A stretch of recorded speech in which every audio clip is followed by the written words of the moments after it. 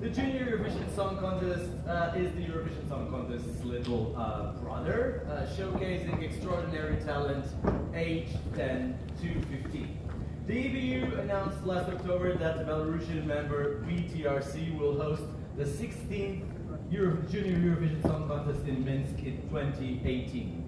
Belarus has taken part in every Junior Eurovision Song Contest since the competition was created, and the country has had a successful record, winning in both 2005 and 2007. So I'm going to announce our participants for this press conference. I call Mr. Jon Olasan, the Executive Supervisor of the Junior Eurovision Song Contest. Your applause, please. And also Geert Clark, the Project Manager from the Junior Eurovision Song Contest.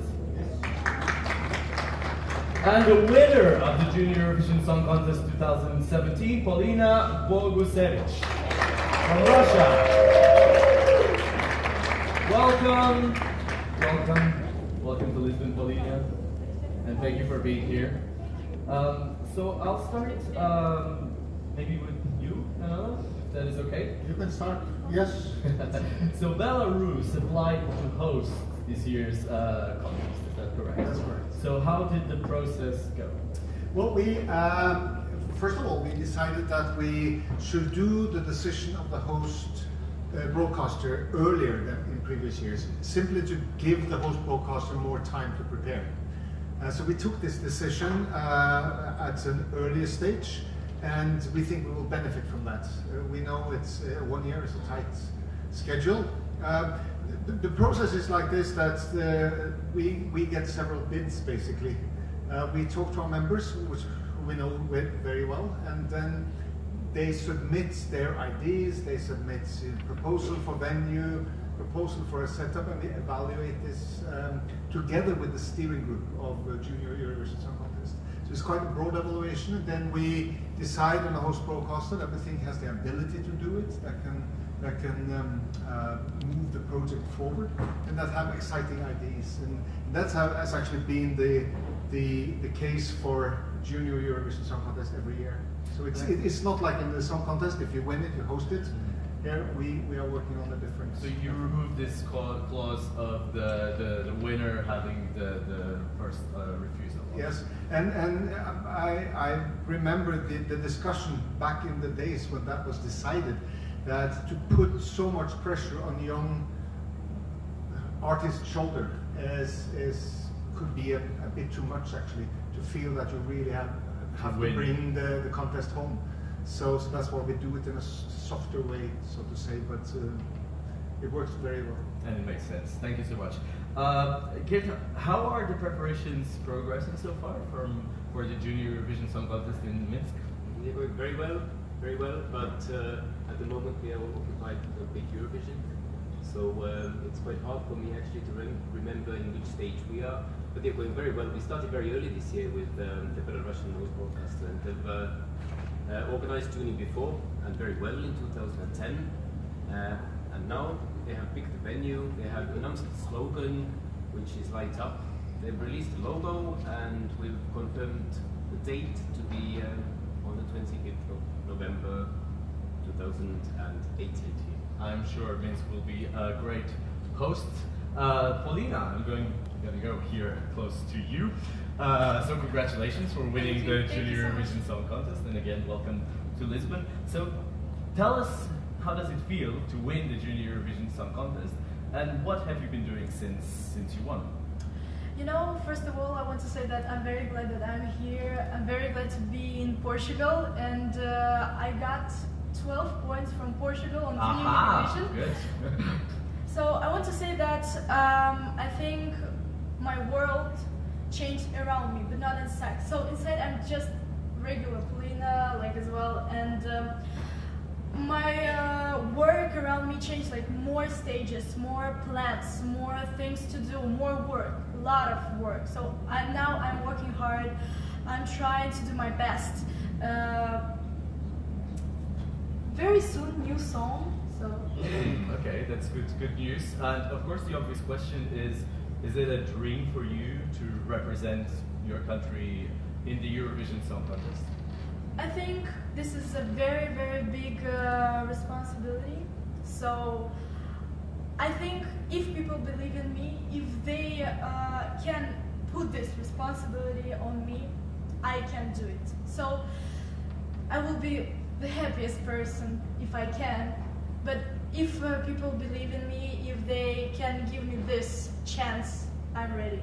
Okay. I'm always ready. Good to know. Eurovision is ready for you. Thank you. Good, yes. And I would just like to say that Paulina is already this year representing her country. She has a special appearance during the grand final. Of course, yes. How does that feel? Does it put extra pressure on you? Do you feel nervous, or will it just be another gig for you? No, I think I'm always nervous before the stage. Really? Because I think it's like a first time. But to be honest, I can't wait. I just want to be there. I want to see all that people, and I think this is like world level. I don't know. I'm so excited. Good. Okay, I think we have a video to show. Yeah. Do you want to tell us about the video, or we just? This is the official trailer of this year's contest. Okay. So if in the gallery they're ready to show the video, we can. Yes.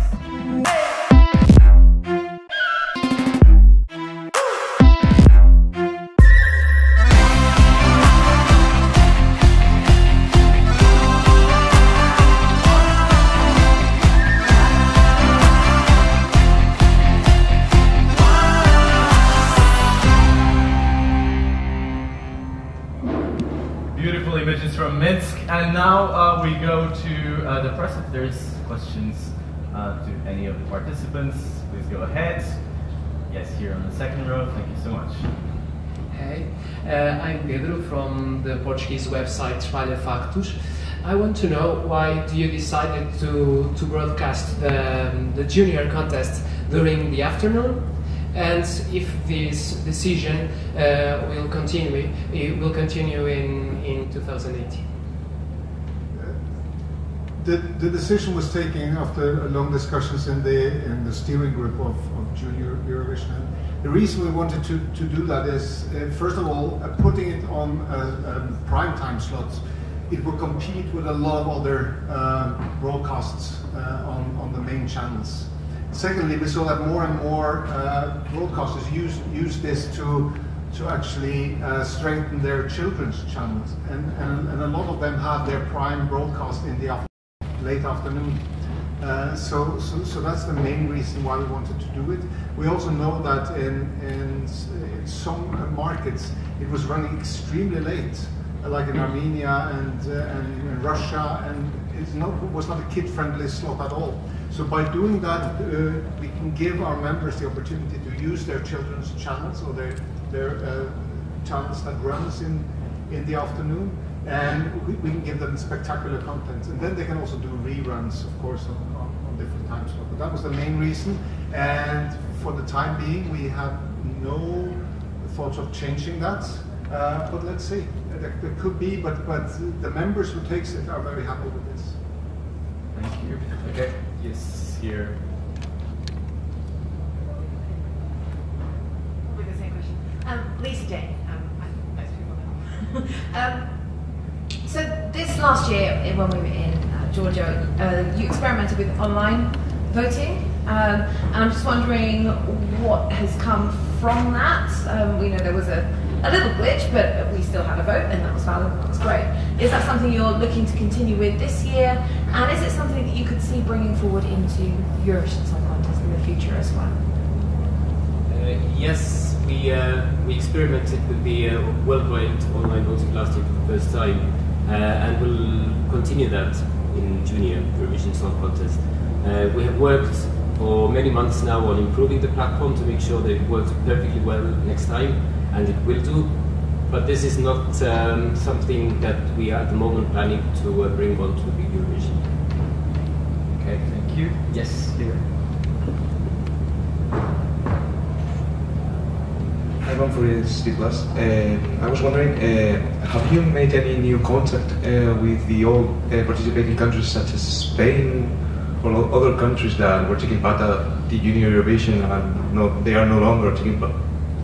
We are we are in constant talk with more broadcasters. We have an upper limit in the rules for Junior Eurovision Song Contest with 18 countries to make it the size feasible, both time-wise and production-wise. Last year we was 16, the year before we was 17. So we have been around the maximum number, but we are constantly talking with broadcasters, and at the end of this week we even might have some good news that we can share. Thank you. Yes. Hi, I'm Belen from esc-plus.com. In the last few editions, the presence of adult composers has increased, which means that, in my opinion, the contest doesn't encourage kids to be creative, and it focuses on the voice and the vocals. Alexander Rybak's song this year aims the youngest to write their own songs. So why can't Junior Eurovision do so anymore? Thank you. We had a rule earlier that they should write their own song. That's correct, and we know that there are national finals that are running, sort of not national finals, but these type of kid shows running, where you have kids writing their own material. We decided to take away that rule because we think the overall quality of the song will be stronger if you have experienced composers into this. This is not defined as a composer competition, which actually Eurovision Song Contest is. But we encourage a strong involvement of the kids, and you see the acts on stage, they involve the kids a lot. So I think there's a lot of creativity put into that, but we haven't evaluated the situation so that you have, because it's a Junior Eurovision Song Contest, you have to write the song yourself as a kid. It's also a lot of pressure to put on a kid, and it's very hard to control, basically. It's very hard to tell, have you written this entirely alone, and how much help have you got, and who has produced it in the end, and so on. So we thought we should open up. There is absolutely nothing wrong that a kid can bring a song into Junior Eurovision Song Contest. There's not a rule against it. Thank you. Yes, here on the first row. Hi Paulina, congratulations again. Your stage was amazing last year in Tbilisi. Maybe you remember me, I was there. I have a question for you. Russia is second semi-final tomorrow. What do you think about Russia this year? You mean Russia in Eurovision? Yes. I think that people who are not like us, they are. It's so hard for them to be on a stage, because I have a lot of friends that are shy to go on a stage, but they're just a regular person. And I think she's so brave. I think she is more stronger than one of us. She is a very strong person, that she just fight all the scare inside of her, and she just crashed it, and she went on the stage and she did it. And I'm waiting to see her in the semi-final. So I think she is a great and strong person. It's all aboard after all. Yeah. There in the back. Hi. Hi, Alistair Birch from Europhile. For starters, I'd like to thank you for the online voting platform last year. For the first time, Australians were able to vote during their waking hours, which is important for children. But my question is about the new Australian host or partner broadcast that you had from last year. How did that come about, and how was it working with a brand new broadcaster in 2017? We actually had a mixed setup. So we were both working with SBS and ABC, the other broadcasters. Actually, they agreed between themselves that this would be a better solution for the Australian audience. I don't know the TV market very well there, but SBS felt that they couldn't use the content in the best possible way. So by teaming up with ABC, they thought, and that's also our evaluation, that give the content a more proper outlet than SBS was able to do, basically. So that was the reason. Thank you. Yes. Here. Ewan Spence, Radio 6 International. Most people, especially in the West, only see the 3-minute performance of the junior Eurovision singers, and they see children performing like adults. But I wonder if you'd just like to talk over the past few years, the increase in pastoral care and in basically making sure the children are in a safe environment, because nobody sees publicly the amount of family feeling that there is in that week in Junior Eurovision week. We had a talk about this with the steering group last time we met in Minsk 2 months ago, and we know that the Belarusian host broadcaster will take extra measures for that, because we've had feedback like yours before, and we encourage the guardian or the parent has to be present in the contest, but we encourage all delegations to bring the parents of the kids as well, so that they could maintain their family feeling. And of course on the site we have supporters, volunteers to make sure that the children are safe. But you have attended many times. Maybe you should write an article about it, because there is very good support around the kids, as you point out, and as you also see when you are there. They are joining a lot of activities. They have their own Euro club. They have a lot of fun, and even in Tbilisi you saw growing interest between some artists, young artists, and it's really, I think it's a great place for kids and a great experience. I'm sure Paulina can also. I mean, I would love to hear Paulina's thoughts as well, and certainly as ESC Insight we have covered some of those issues.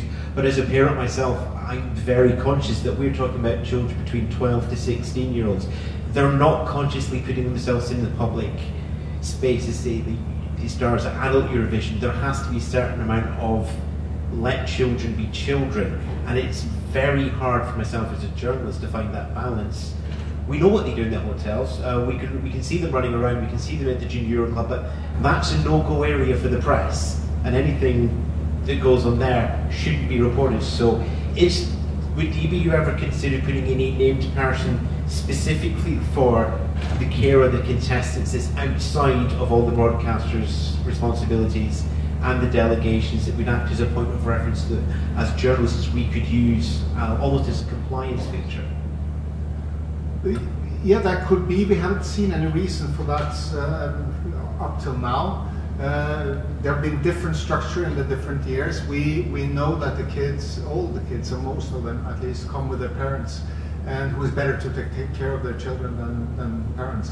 But if we ever see any need to strengthen the ethical side of this, or the caring side of this, we will of course do so, and we follow this very closely.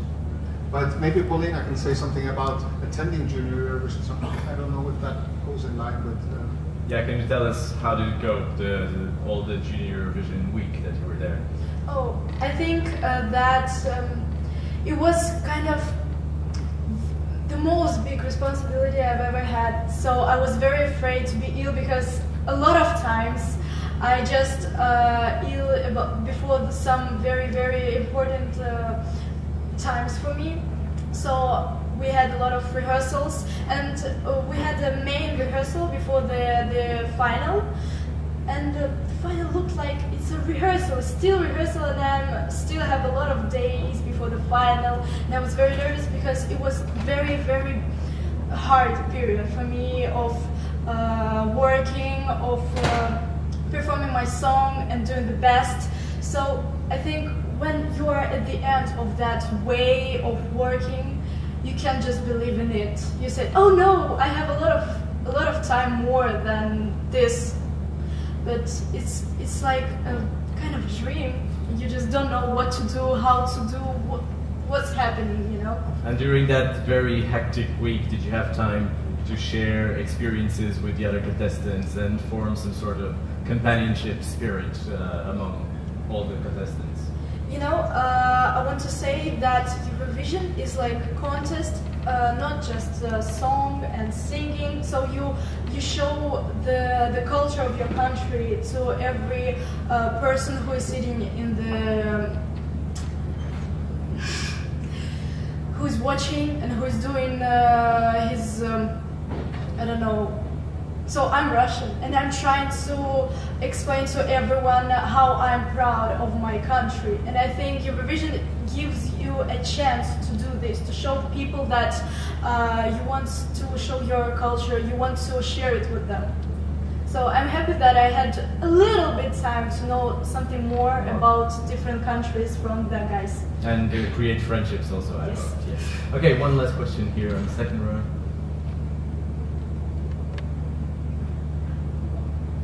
My name is Anastasia, TASS news agency from Russia. When Polina won the Junior Eurovision Song Contest, they say in Russia, mainly the Academy of Popular Music who are responsible for choosing the artists for this concert, they said they would request for bringing the contest to Russia. So did they do it? And is it possible to bring the Junior Eurovision to Russia? Thank you. Of course it is. It is possible to bring Junior Eurovision to Russia indeed. Russia has never hosted it before, but we have not opened up a bid yet for all EU members. We will do that sometime in autumn, and latest by the next contest we will announce who will host the next Junior Eurovision. But no, so far we haven't announced that we are looking for a new host broadcaster, so no one has approached us at the moment. Okay, thank you so much, Geert Clark, Jonola Sands, Polina Vukcevic. Enjoy your time in Lisbon, and see everyone in Minsk on the 5th of November of this year, and thank you for your presence here. Thank you so much.